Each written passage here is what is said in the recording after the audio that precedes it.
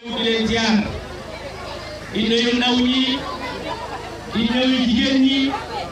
di nuyu mag ñi également waaye di nuyu képp koo xamante ni yaa ngi teew fii maa ngi dalal li nga xamante ni mooy la grande coalition Wallu Yewwi muy la caravane départementale de Foundiougne nga xam ne ay kilifa yu màgg ñoo jógee ko ci département bi ci commune yi Fasantikoo ñëw fii ci commune bu Niassène pour benn bi rek mooy le 31 incha allah ñu wax wii Wallu ñu ngi si bëgg a nuyu ki nga xamante ni mooy coordonnateur monsieur Abou Thiam ñu ngi koy nuyu bu baax a baax ma bëgg ngeen tàcc ma ko ñu ngi nuyu également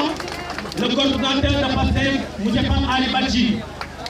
waaye aussi di nuyu koo xamante ni dëkk bi di ko présenté kenn di nuyu koo xamante ni dëkk bi kenn ku nekk tey fierté la si yow boo ko gisee mu taxaw fii muy le grand maire monsieur Baye Niass ma ñu ngi nuyu également képp koo xamante ni mu ngi si biir délégation bi madame le maire Khady Fall ñu koy nuyu bu baax a baax di nuyu président El Hadji Thiam di ko nuyu bu baax a baax ñu ngi nuyu délégation bi yëpp bañ a guddal mais nag ñu ngi wax ne ñu ngi beral nuyoo suñu ñaari jàmbaar yi ñu ngi beral nuyoo suñu ñaari gaynde yi nga xamante ni moom mooy le doyen Samba Ndiaye nekk l'honorable député ma bëgg ngeen tàcc ko bu baax dama bëgg yéen ñëpp ngeen xool xamee ko moom mooy le doyen Samba Ndiaye dëkk Sokone ñu investi ko tête de liste Wallu Askan Wi au niveau du département de Foundiougne maa ngi nuyu suñu doom suñu xarit nga xam ne fii la jàngee fii ci Niassène muy l'honorable député madame Fatou Kébé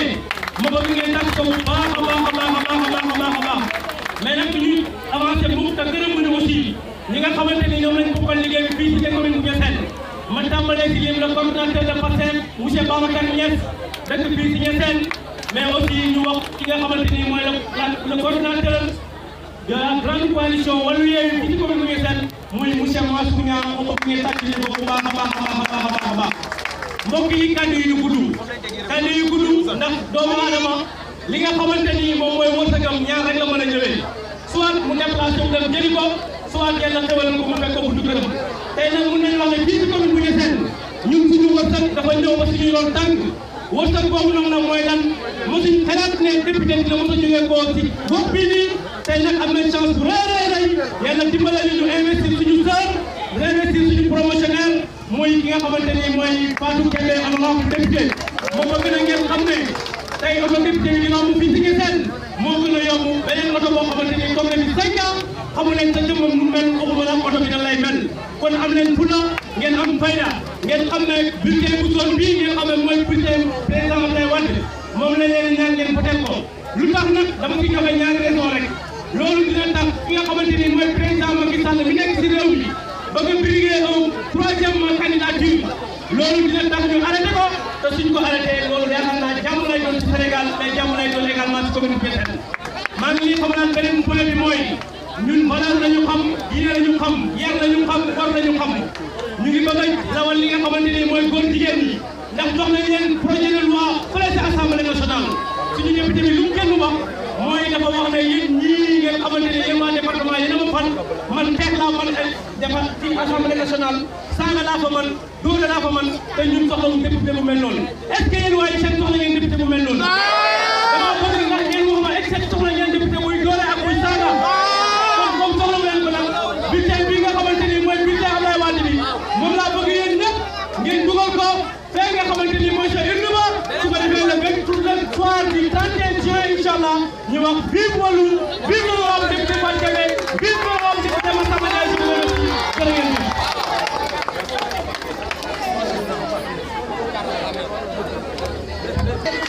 Waaleykum salaam.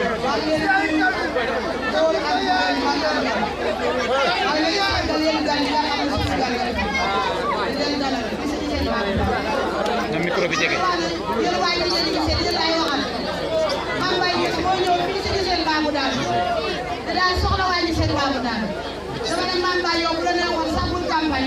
waaw. ndax Mame Baye Niass doomu Alaye Niass ak Mariama Thiam. bu soxlaa Niass bu la neexoon sax bu campagne mooy dëgg.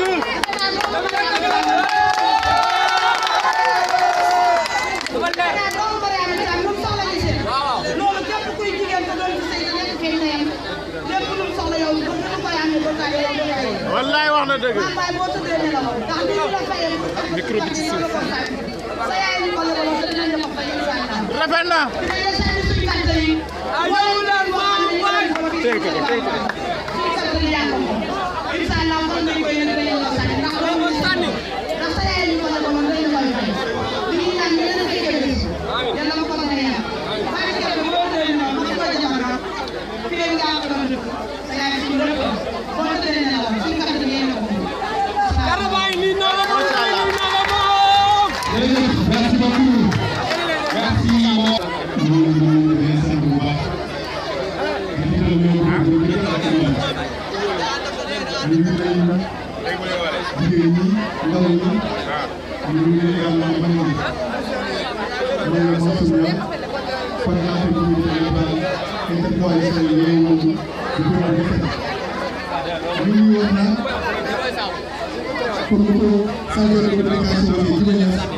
suñu kàddu bu sori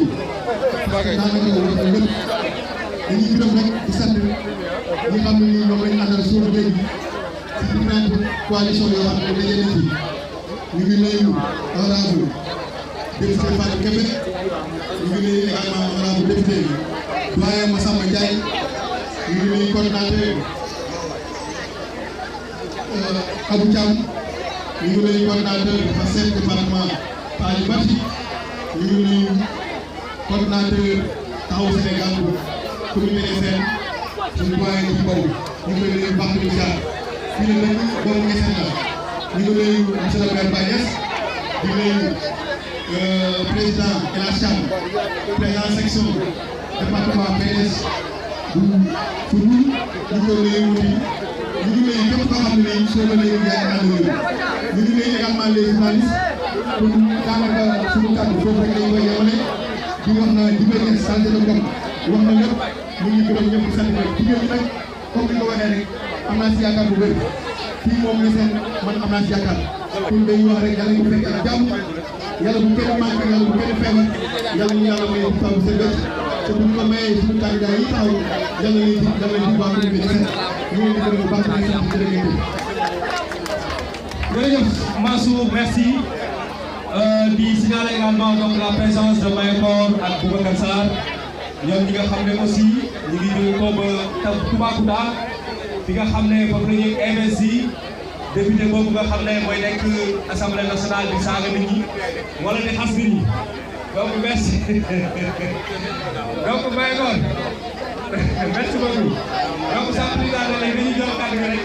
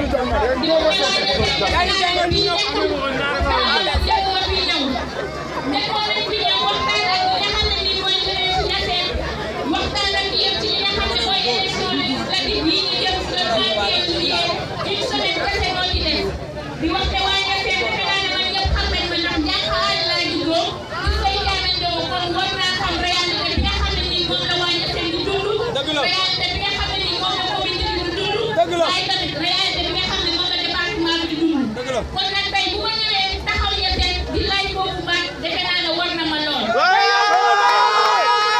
mooy Niassène dama leen di wax leen na xel gi doy na.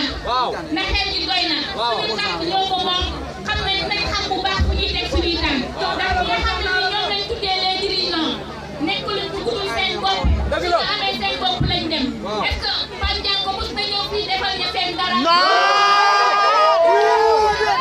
est-ce que campagne yi ñëw na fii defal Niassène dara. donc nag lenn maa ngi koy dégg. mais ñoom kat dañuy xaar bañ ne suba la élection yi. ñu ñëw def porte à porte dugg ci kër yi xaar ko ñu jox leen ne la suba la ko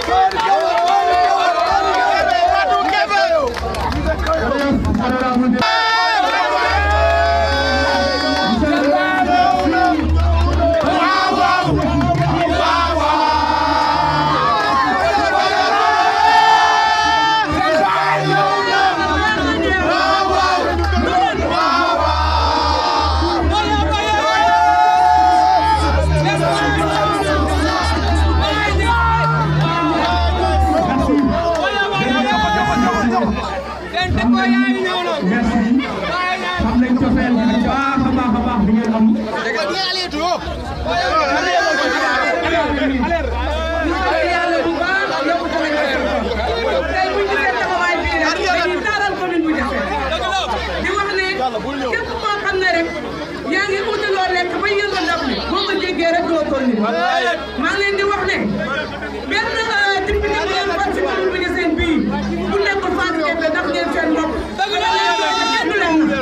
parce que booy roote si teeni jàmbur am sa teen moo ko gën te Fatou Kébé ngi ñu ne leen. mooy suñu teen mooy suñu teen mooy suñu teen. Niassène rek dinañ jàkkaarloo yow Niass Touba Abdoulaye fii la dëkk Mame Baye Niass kon fii wàcc fii di sa gàncax kon alhamdulilah ndax fi mu la juddoo fi la yaay wàññi def lu baax kon doo ko si la ñëw fi yaay def ba sa nooy ñëwee ma sa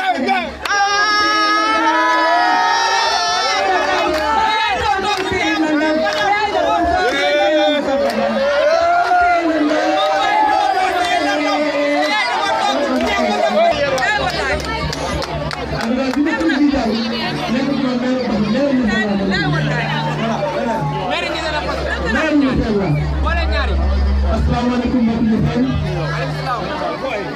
di nuyu borom dëkk bi Mame Modou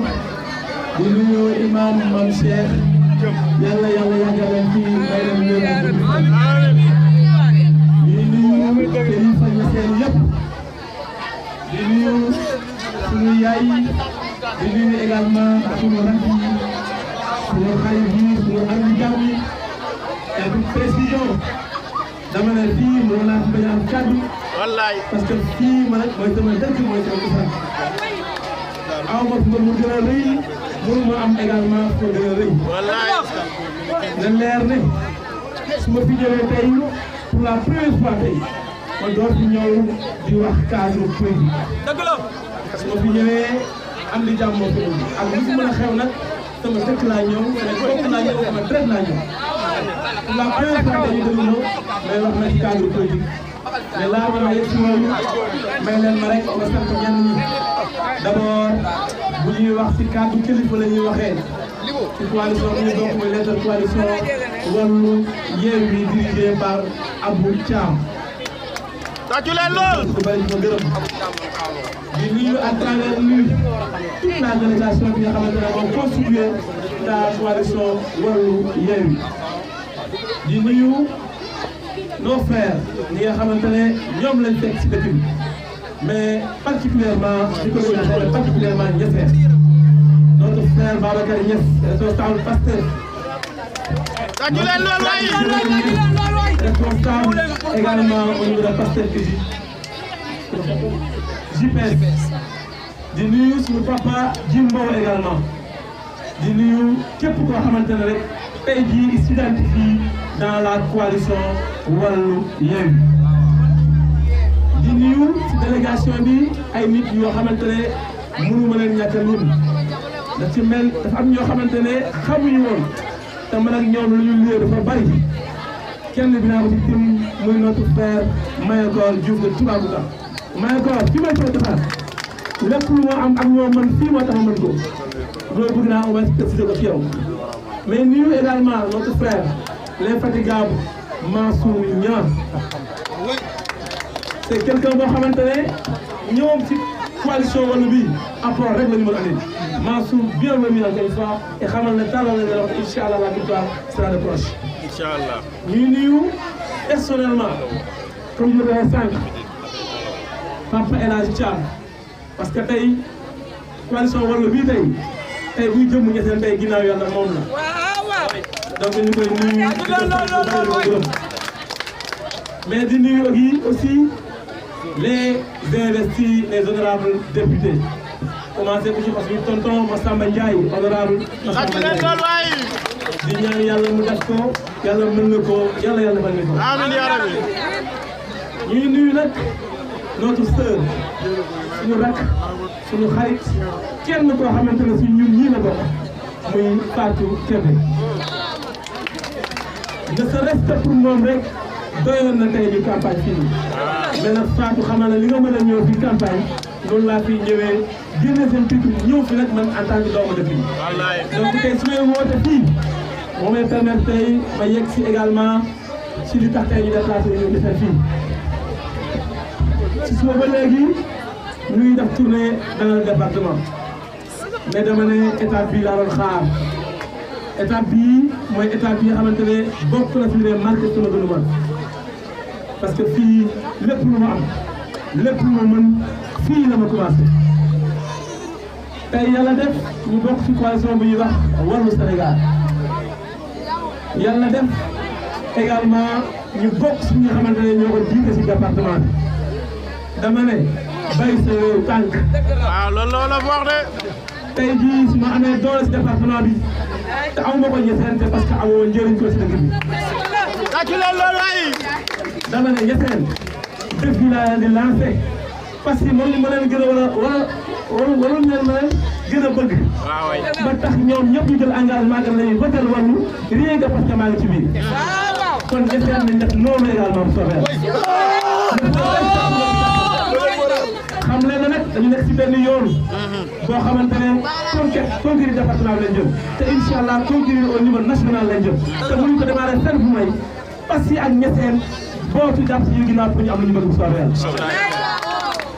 Je répète ñeseen cette fois-ci exception lañ bëgg a ñaan ma ne bëgguma fi beneen xob bu may Wallu bu ñu kon si jour boobu. La jeunesse engagez-vous sur ça. beneen carte laa wax muy boo xamante ne Benno Bokk Yaakaar la bokk wala feneen bëgguma ko ñeseen. donc garantie que j'ai eu à Passy. garantie. vous avez vu tout à l'heure 80% la fa gagné. ñeseen ñoo bokk nag je veux 99% au moins. kon nag comme ni ko jëlee fii lañ bokk fii la ñu am fii la ñuy nattee nag balaa ñuy defar naa ñu wóolu tey teg si ñu wóolu dama ne sama message bi ma ko teg si Fatou Kébé sama message bi dama koy def sama appel personnel c'est la première fois ngeen gis ma ñëw fii di daagaan ay carte wala may daagaan ay carte wala wala ne serait-ce que pour ça nag pour ngeen honoré ma kon ñu ko Fatou bi ñëw sama dëkk la jëm su ma ñëwee bokkoon feneen leneen bàyyi ko nga voteel ñu Wallu et je veux que Wallu am 100%. loolu mooy kàddu yi ñu